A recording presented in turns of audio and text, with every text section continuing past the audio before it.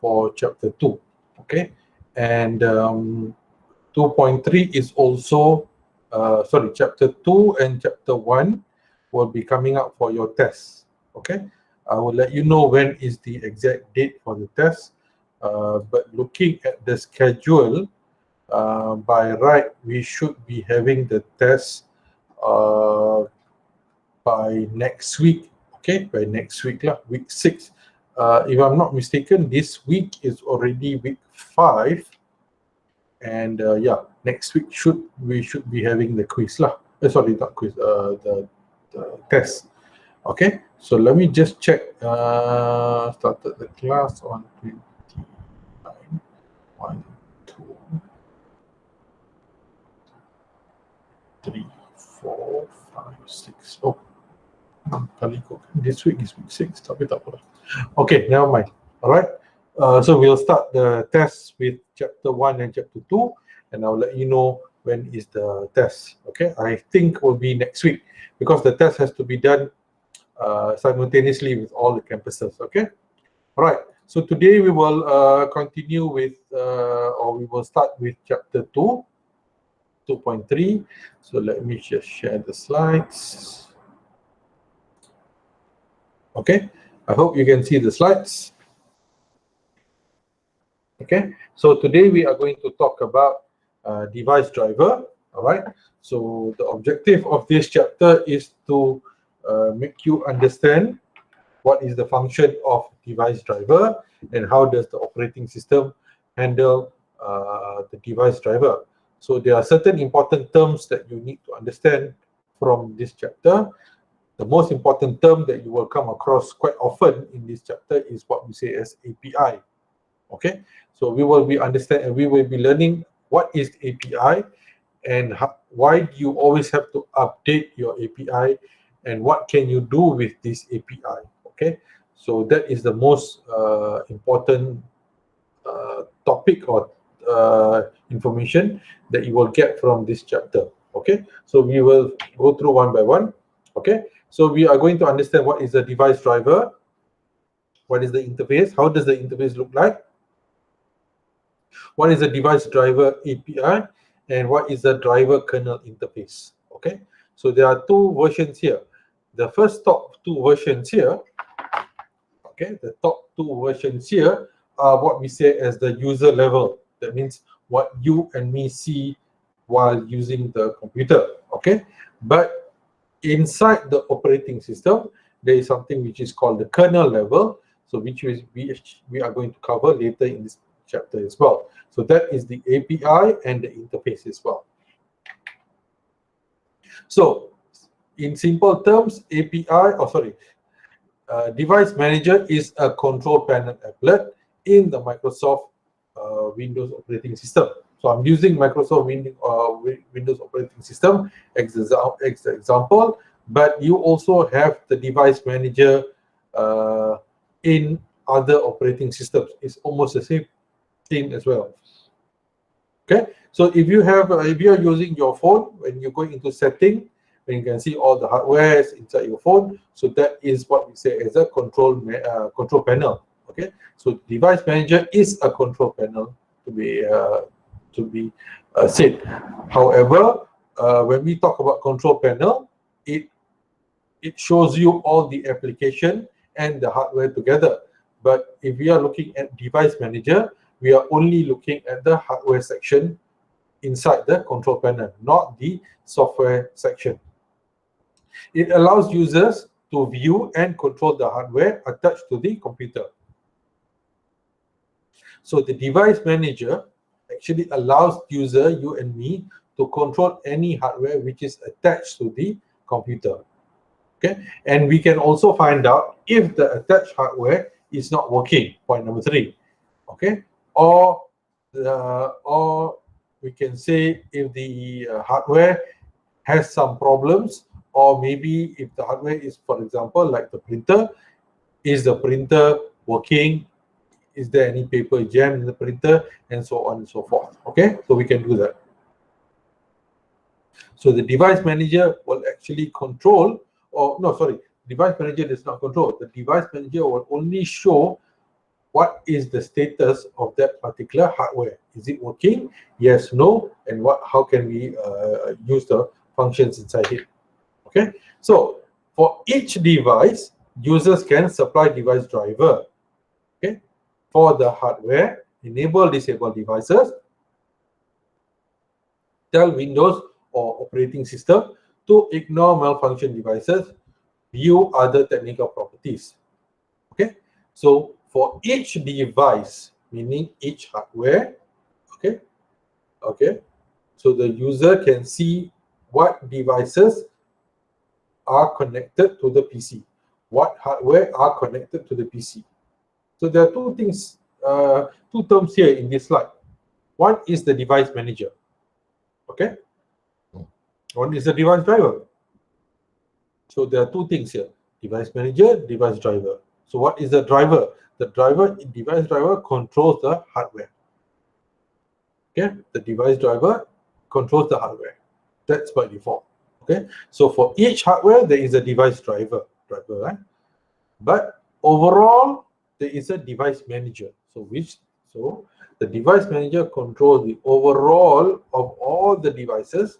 Devices, I mean hardware, in the personal computer, in the computer itself. Okay, so users can enable or disable each device. Okay, how do you do this?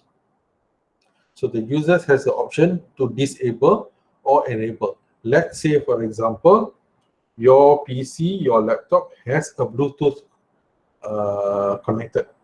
Okay, has a Bluetooth connected. So you can disable or enable that Bluetooth. Okay, that disable or enable, because that Bluetooth is actually a hardware. So you have the option of disabling or enabling that hardware. All right. Or let's say you have a thumb drive. Thumb drive is a hardware. So you have the option of enabling or disabling that particular hardware, which is the thumb drive. Okay. Or you are connected, or you want to connect with, or you are connected with this external hard disk. Okay, external hard disk. Okay. So you use a wire like this. Okay, a wire like this to connect, and so this is now your additional storage device. So the user has the ability to disconnect this or connect this. Okay, and since this is a hardware, it will be shown inside the device manager. Okay, hold on, ada baru masuk kelas. Okay, okay, so this is how the device manager looks like. On the right hand side here, this is my computer desktop, and these are all hardware which are connected. What is this? Audio, battery for your clock, Bluetooth, the computer, the display. Okay, and these are the cables, IDE, and this is the mouse, monitor, Bluetooth lagi. Okay, all these are your hardwares. But if you double click on the device manager, okay, you will see I have a network adapter also, the processor, and maybe there are some other devices which are unknown. Probably, why is it unknown? Because maybe the slot is not being utilized yet. This is a USB slot, so it's unknown. So this is how a device manager looks like. So inside each of these devices are the device driver. Okay, is the device driver. So device manager is something like this, what you see on your screen here. Okay, what you see on this screen, but the device driver is inside each of this particular device. Okay, so why do we need it? Know which components are busy and which are free, able to accommodate requests that are coming during heavy input-output traffic, accommodate disparity of the speed between CPU and input-output devices. Because sometimes, why do we need to understand it? Because sometimes the CPU is processing very fast, but your device is a very slow device. For example, how do we say this? What is the difference between this? Sometimes you have like a very fast PC. Okay, very fast PC lah. Okay, i7 or more. That is a very fast PC, and the speed is very good. But you are connected to a very slow modem. See, a very slow modem. So it does not matter if you have a high-end PC, tetapi kalau your modem is very slow, doesn't give anyway. Okay, so there are some buffering. Your PC not process, but the info coming in is very slow because of the modem size or the traffic. So what the device manager will do is the device manager will buffer everything, okay, slowly and accommodate everything. Or else you will have everything coming one by one. It will be very slow. So what the device manager will do is they will they will take in all the information, put in the buffer first before start processing. Because if they process one by one as the data is coming in, the data is coming in very slow. We cannot process one by one. CPU is very fast. So CPU also will process one. So when the CPU is processing at a very fast but slow speed, then other processors which want to use the CPU will also be very slow. So what the device manager and the device driver does is it will collect all the data coming in from outside when it's enough, and then only it being processed. Okay, that's how it's being done. Okay, so the device manager, how does it look like? Again, involves invoking controller specific input-output operation. Create an API that implements the input-output functions available to the device, still compliant with the interface implemented by other interfaces. This is called device driver interface. So now you have this API now. So there are three things you understand here. You have the device manager yang kita nampak tadi, and each of them you have the device driver. And inside each driver, you have the API. So what is an API?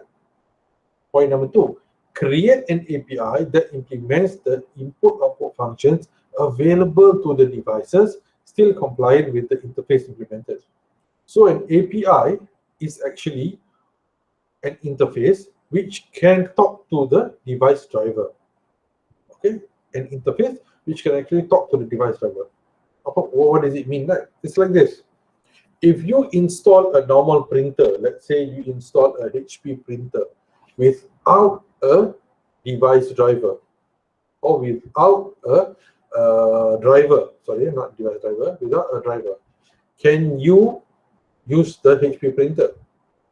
Ada yang kata boleh, ada yang kata tak. But now you can, because with the latest computer system, most drivers are available inside the operating system. However, certain functions are not available if you do not install the proper driver. Contohnya, printer HP saya, it can print double-sided. The double-sided function can only work if I install the proper device.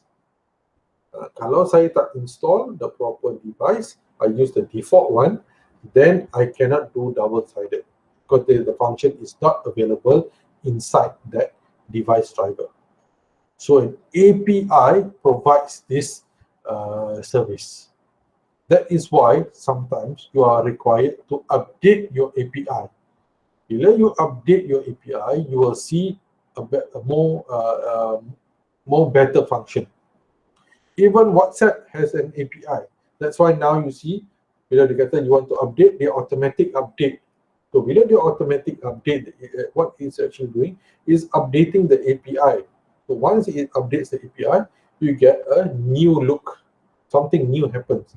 Because each time you update an API, a new function already appears. Okay? Or sometimes there's an error in the old API, so they come with a new API. So API is actually a function. Okay? A function for a device. Okay, so an API can also be used for a hardware or also a software. But it's API is actually a software. Okay, so it can be used for two scenarios. You can use it for hardware, or you can use the API for applications. So sometimes you have to update your API on a particular software. For example, like WhatsApp. WhatsApp is a software, but when you update an API on that particular application, WhatsApp, so you get a new interface, you get something new, you get new design. So that's an API. Okay, that's an API. Even your Astro remote box at home has an API, because each time you update the API, something new happens. You get new functions. Okay. So API stands for Application Programming Interface, a particular set of rules and specification that a software program can follow to access and make use of the services and resources provided by another particular software program that implements API. Allahu Akbar, what is this? Let me show you a diagram here. Okay, let's go down to this diagram now. This one down here. So you have, okay, so you have what do you call this? Put down here. What is this device called? Does anyone know what is this hardware device called? GPS. GPS. GPS. GPS. Yes. Okay. So in order for you to use this particular GPS, okay, these are the particular softwares sini related to this particular apa namanya, GPS lah, GPS hardware. We are talking about the GPS hardware. That means dalam gambar ni,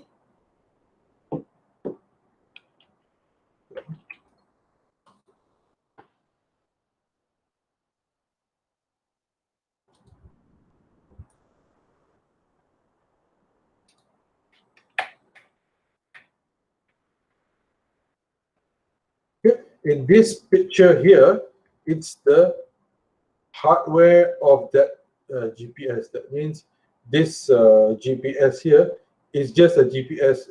Okay, it's not a phone or whatever not. Okay, sama dengan ini lah. Okay, alright. So in order for this particular hardware to run, there are few applications which are related to this. So there is a GUI, there's a database, there's an operating system, and there's also a hardware. So for each of these, there is an API involved. So for this application to use the database, it has to have an API. So kalau dia tak ada API, dia tak boleh guna database. So if you are writing a program and you want to use the Google Map punya functions, then you need to have an API. Okay? Have an API for Google Maps, and then you can get the maps inside your program. Okay, it's like something like this lah. Kalau ada certain websites kan, you on certain websites, kat tepi tu dia ada waktu semayang, kat atas tu dia ada temperature, and then saham or whatever not. So those are also APIs.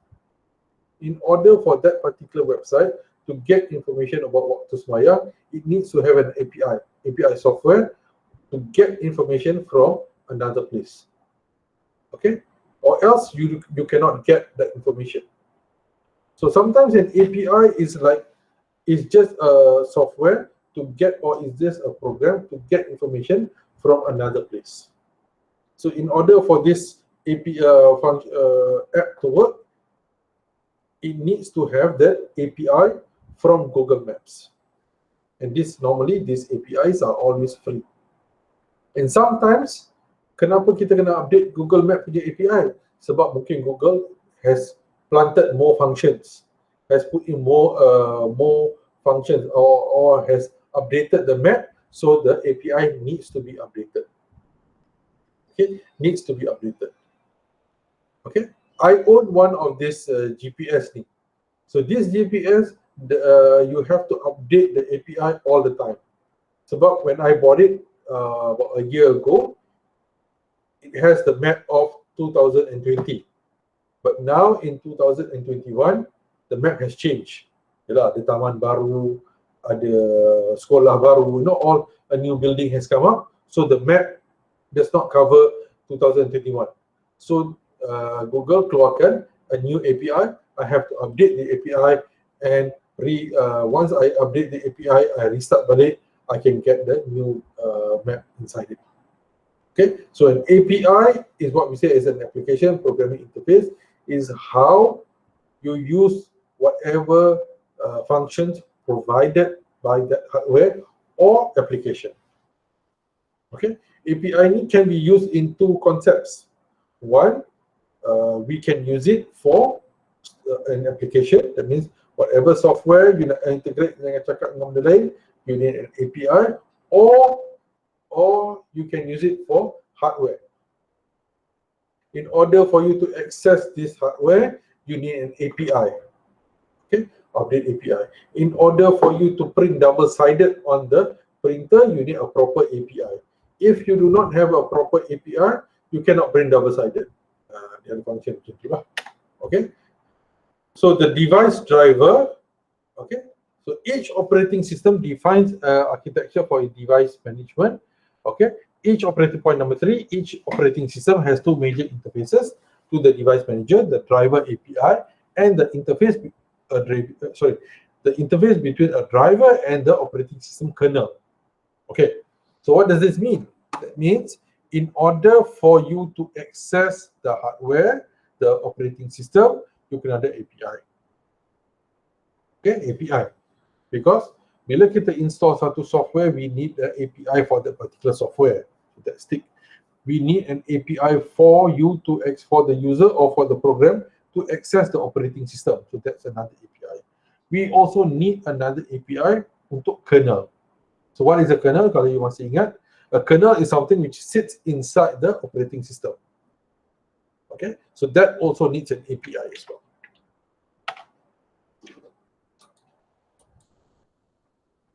All right. So a device driver API. Okay. So each device driver must track the state of the device. When is it idle? When is it being used? By which process? Must maintain information. So those are the information lah. Okay. So these are some functions allowed by the device driver. So you can use it. Okay. To read, write functions and all those things lah. Okay. Sometimes you can see this API ni macam bila you buat programming kan dalam C or Java. Bahagian atas tu you write include io.h. That is a function. So kalau you tak pakai function tu, you cannot write certain statements. Okay, so that statement kat atas tu include io ke include something tu, that is an API as well, a software API. Okay, so when you have that, then you can what do you say? You can write certain codes, certain functions based on that particular API, software API. Okay, so you have a driver kernel interface as well, because you also need an API for the driver. Okay, so if you look at this diagram here, this is when in those olden days when you have a new API or new device driver, you need to reinstall like the picture here, and when